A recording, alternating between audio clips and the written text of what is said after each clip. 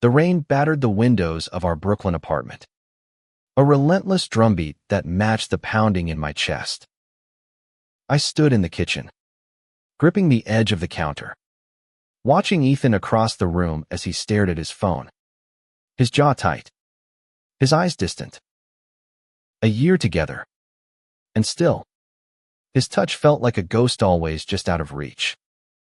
I'd fallen for Ethan Harper the moment I saw him, sketching furiously in a crowded Manhattan cafe, his brow furrowed like he was unraveling the world's secrets with every stroke of his pencil.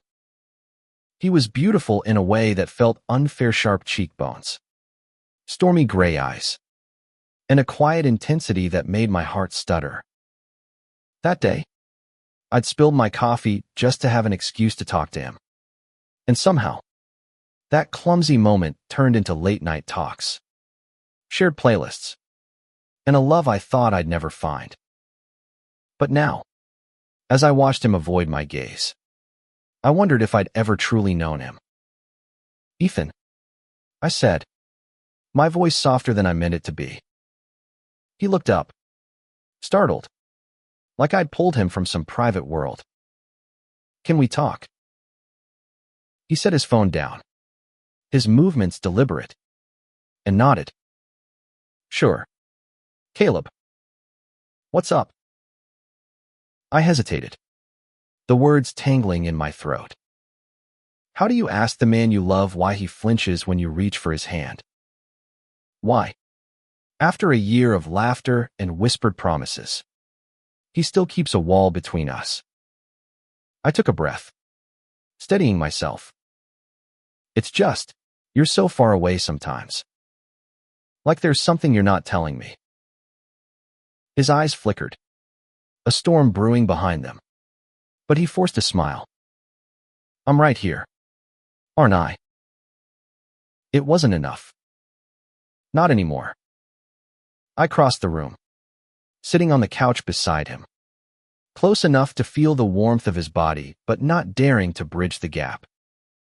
"You're here, but you're not here," I said, tapping my chest. "I love you, Ethan. I do. But it feels like you're hiding something. Why won't you let me in?" He looked away, his fingers twisting the hem of his sweater, a nervous habit I'd come to recognize. "It's not that simple," he muttered, so quiet I barely heard him over the rain. "Then make it simple," I pressed, my voice cracking. "Tell me what's wrong. Tell me why you pull away every time I try to touch you. Are you not in love with me anymore?" His head snapped up, his eyes wide with something like panic. "No. Caleb. God. No. I love you. More than you know." "Then why?" I leaned closer, desperate for an answer, for anything to make sense of the distance between us. "What's stopping you?" For a moment, I thought he'd tell me. His lips parted, his breath uneven. But then he stood abruptly, grabbing his jacket. "I need some air," he said, and before I could stop him, he was out the door, leaving me alone with the rain and a gnawing ache in my chest. The next morning, the apartment felt emptier without him. Ethan had texted to say he'd crashed at a friend's place, but the vagueness of it stung. I tried to distract myself, scrolling through X, where posts about love and heartbreak only made me feel worse. One user, at City Dreamer, had written, "Sometimes the people we love hide the most because they're afraid of losing us." I stared at the words, wondering if they held the key to Ethan's silence. I decided to give him space. But by evening, I couldn't stand it anymore. I grabbed my coat and headed to his favorite small, tucked-away bookstore in the West Village where he'd spend hours lost in art books. The bell above the door chimed as I stepped inside, the familiar scent of old paper and coffee wrapping around me like a hug. There he was, in the back corner, flipping through a book on Renaissance paintings. His expression soft but guarded. "Ethan," I called softly, and he looked up, startled again. "We need to talk. Really talk." He closed the book, his fingers lingering on the cover. "I know," he said, his voice barely above a whisper. I don't know how." We found a quiet corner, sitting on mismatched chairs surrounded by towering shelves. I waited, giving him the space to speak, though every second of silence felt like a weight pressing down on me. Finally, he took a shaky breath. "Caleb, I've been keeping something from you," he said, his eyes fixed on the floor. "It's not because I don't love you. It's because I'm terrified." My heart lurched. Terrified of what? He swallowed hard, his hands trembling. "Before I met you, I was different. I wasn't out. I wasn't even sure who I was. My familiarity not like yours. They're strict, religious, and they made it clear what they thought of people like me." His voice cracked, and he looked up, his eyes glistening. "I've spent my whole life hiding, Caleb. And when I'm with you, I want to be free. But I'm scared I'll lose you if you see all of me." I reached for his hand, but he pulled back, instinctive, and the rejection stung. "See all of you?" I asked, my voice gentle but firm. "Ethan, I love you. All of you. Whatever it is. You can tell me." He shook his head, a bitter smile tugging at his lips. "You say that now, but you don't know everything." "Then tell me," I pleaded. "Let me in." He stood, pacing the small space, his hands running through his hair. "I can't. Not yet. I just need time." I wanted to push, to demand answers, but the raw pain in his eyes stopped me. Instead, I nodded, my heart heavy. "Okay. But I'm not going anywhere. Ethan. I'll wait." He looked at me then, his expression a mix of gratitude and fear. And for the first time, I saw how deeply his secrets ran. As we left the bookstore, the city lights blurring around us, I knew one thing for certain.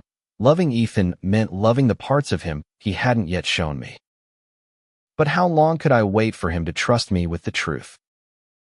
The weeks that followed were a fragile dance. Ethan tried to be more present, offering small gestures, a brush of his fingers against mine, a lingering glance, but the distance remained, a shadow we couldn't shake. I clung to the hope that he'd open up, but every time I thought we were close, he'd pull back, his eyes clouded with something I couldn't name. One night, we went to a rooftop party in Williamsburg, the kind of place where the city skyline sparkled like a promise. The air was crisp, the music loud, and for a moment, Ethan seemed lighter, laughing as we danced under string lights. I wanted to freeze that moment, to believe we could be this happy always. But when I slipped my arm around his waist, he stiffened, his smile faltering. "Caleb, I'm sorry," he whispered, stepping back. "I just can't." The hurt was sharp, but I swallowed it, forcing a smile. "It's okay," I lied, but the weight of his words pressed against my chest. What was he so afraid of? Was it me? Or something deeper? Something he couldn't face? Back at the apartment, I couldn't hold it in anymore.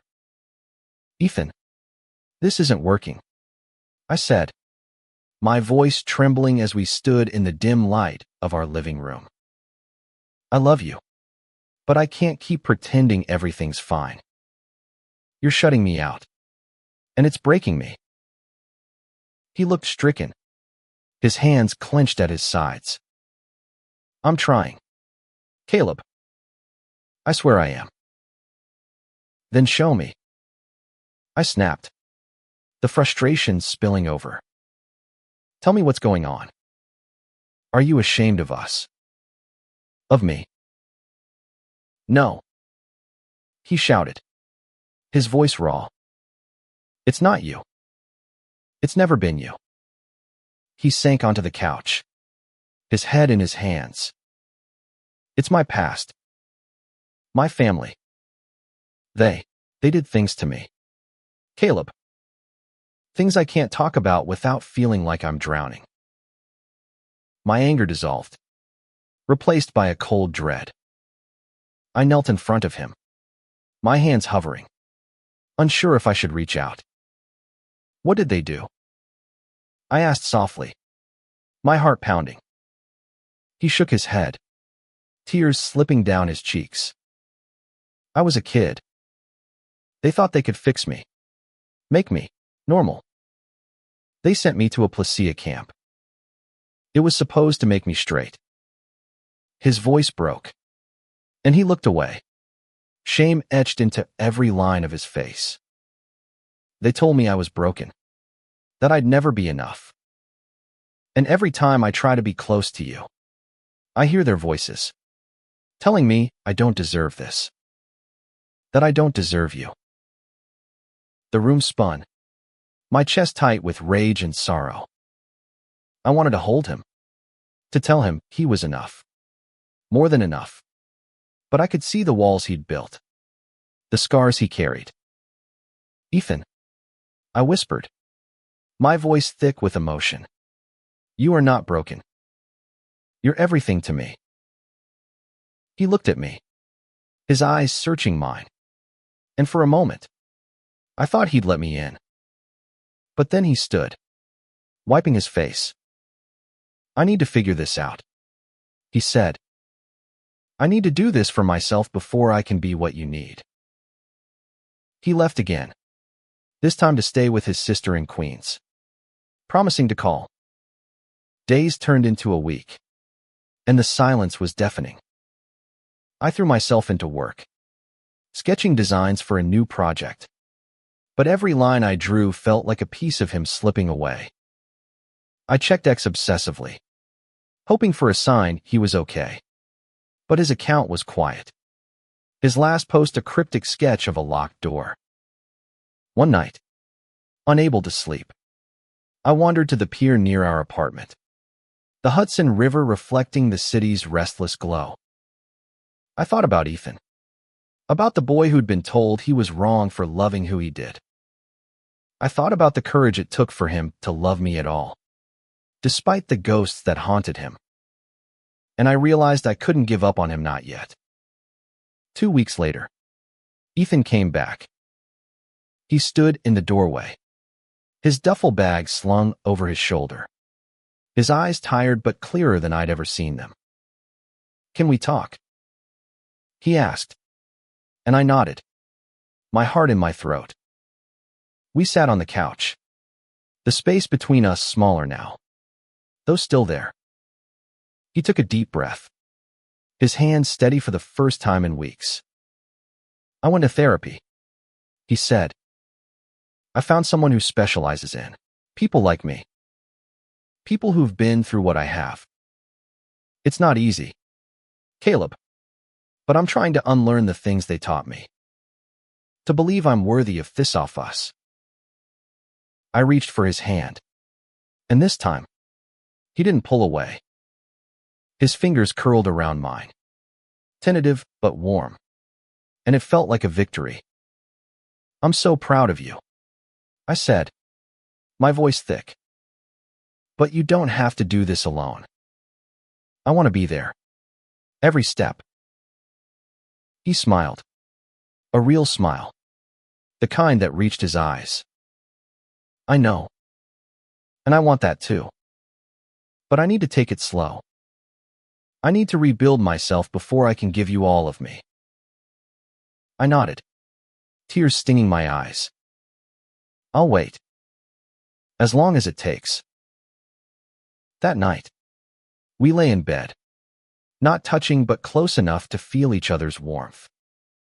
For the first time, it felt like a promise of what could be. Over the next few months, Ethan opened up more, sharing pieces of his past, his pain, his hopes. He showed me the sketches he'd kept hidden, raw and beautiful, each one a window into the boy he'd been and the man he was becoming. One evening, as we walked through Central Park, the leaves crunching under our feet, he stopped and turned to me. "Caleb," he said, his voice steady.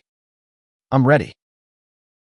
Before I could ask what he meant, he stepped closer, his hand finding mine, his fingers lacing through my own.